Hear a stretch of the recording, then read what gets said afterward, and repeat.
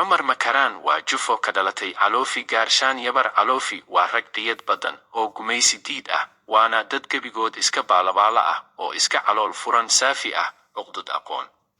cumar nara waxaa ka dhashay rag geesiyaal ah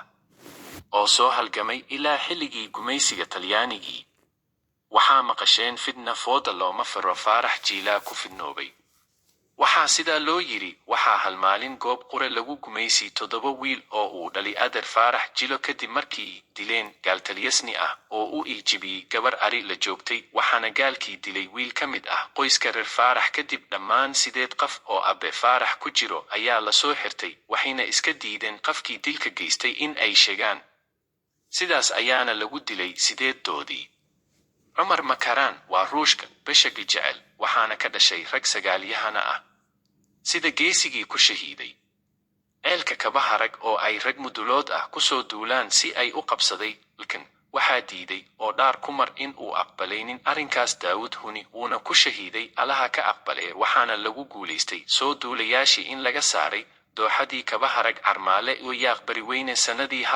1998 wana markii fara badan wanlawin haysan jiray sidoo kale waxay wanlawin gudaheeda kula dagaalameen mooryaankii fara badan ahaa oo haystay tikniko badan cumar makaraan waxaa ka dhashay rag geesiyaal ah oo lagu faano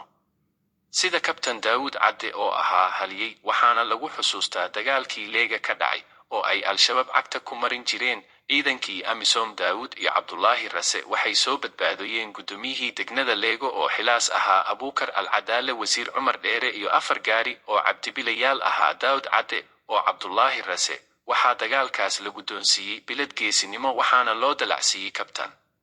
sidoo kale waxaa ka dhashay bisha taliye cabeeye afweyne oo ahaa halyeygii ka qaylisiiyey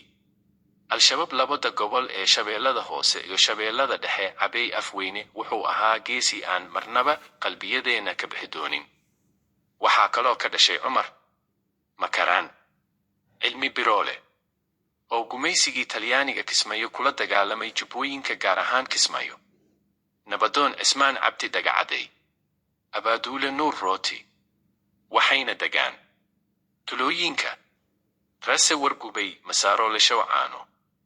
oo ka wada tirsan gobolka hiiraan geed adlow biyacadde nuur xuseen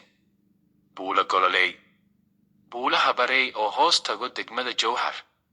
ceelka baharag waan bafi ceel qorof bariqayne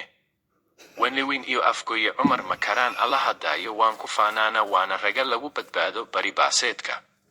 cali jareere maxaa isku dhaanaa mama washay cawashow bootin dheere allaha u naxariistee adeer maxamed xuseen ceel jooge rag cumar ha kuu dhalo